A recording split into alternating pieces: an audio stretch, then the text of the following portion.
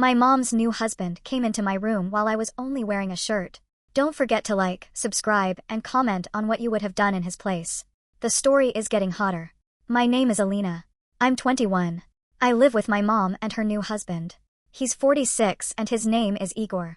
He's not my father, but from day one, he acted like he'd known me my whole life, always attentive, always around, always a little too close. I used to think maybe it was just him being caring, or maybe it was all in my head. But everything changed the night my mom went to my grandma's for a couple of days, and it was just the two of us. I got out of the shower, threw on a long shirt, and lazily walked to my room. I figured he was already asleep, but I was wrong. The door quietly cracked open, and he appeared in the doorway. His gaze swept over me and lingered. "Aren't you afraid of catching a cold?" he said with a smirk. I just shrugged. "It's warm in here," I replied. He walked closer and said, "You should still put something else on. You're making me lose my train of thought." I smiled without moving. "And what were you thinking about?" He didn't answer. He just looked at me in a way no one ever had before. And then he said, "I thought you were already grown up, but it turns out you're dangerous." He turned and left, leaving the door ajar and me with a wildly pounding heart, and a strange sense that this was just the beginning. I stood there for a few seconds, listening to the silence in the hallway. My heart was pounding like crazy, and there was a weird excitement in me, as if I had accidentally crossed an invisible line and couldn't go back. I closed the door, but not all the way, just like he had, and got into bed. My shirt was clinging to me, and the coolness from my wet hair tickled my neck. I tried to fall asleep, but my mind was stuck on him. His look, his voice, those words, dangerous. In the morning, he acted like nothing had happened. He served me breakfast, handed me a cup of coffee, and said, "You went to bed late last night." I looked at him over the rim of my cup and replied, "How do you know?" He shrugged. The door was creaking. I almost choked on my coffee. "Or did you leave it open on purpose?" he added quietly, standing up and leaning in close. "If you're playing a game, just know that I can play too." And in that moment, I understood. We had both started a game from which we would never come back the same. All day it was like we were circling each other. He would get a little too close, brush against my arm as he walked by, and each time he'd look into my eyes for just a second too long. I pretended everything was fine, but inside I was aflame. That evening, I deliberately put on the same shirt and went to the kitchen for some water. He was sitting at the table, reading something on his laptop.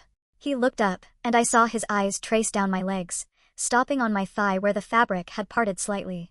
"You're wearing that again," he said calmly, but his voice was tight with tension. I walked closer and leaned against the table as if by accident. "It's comfortable," I replied. "Or is it a problem?" He closed his laptop.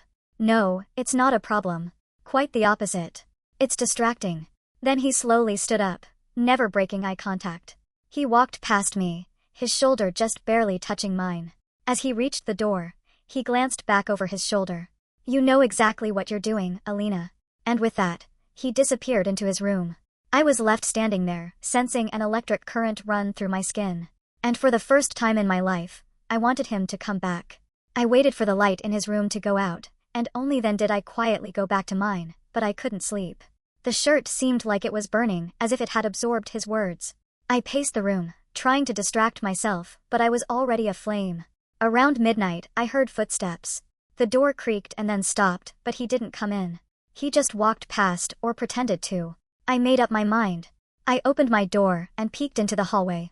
He was standing by the window, his back to me, wearing a t-shirt and sweatpants. It was like he was waiting. Without turning around, he said, "Do you want some water, or did you come out in that shirt for another reason?" I stepped closer. "What if I do?" He turned slowly, his eyes dark. "Then come in. The door isn't locked." He then disappeared into his room. I didn't think.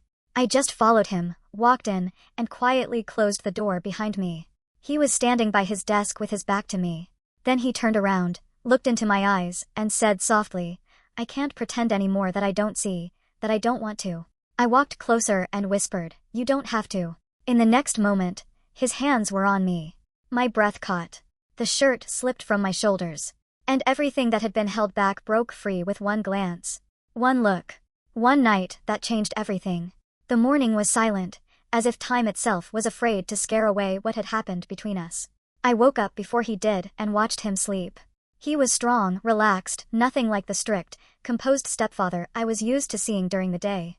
I carefully slipped out of bed, put on the same shirt, and quietly went to the kitchen. A couple of minutes later, he followed, his hair a mess. In one hand, he had his T-shirt. In the other, a look that once again sent a shiver down my spine. He walked over, put his arms around my waist, and whispered in my ear, "Now you're my secret. And you know what? I'm damn good at keeping secrets." We ate breakfast in silence. Our eyes did all the talking, and every glance seemed to confirm it. This wasn't a mistake. This was a beginning. Later that day, he went to the store, and when he came back, he left a note on my table that read, "Tonight again, only this time, be quieter." I smiled, clutching the paper in my hand, and realized there was no turning back, and I didn't want to. All day I caught myself counting the hours, the seconds until nightfall.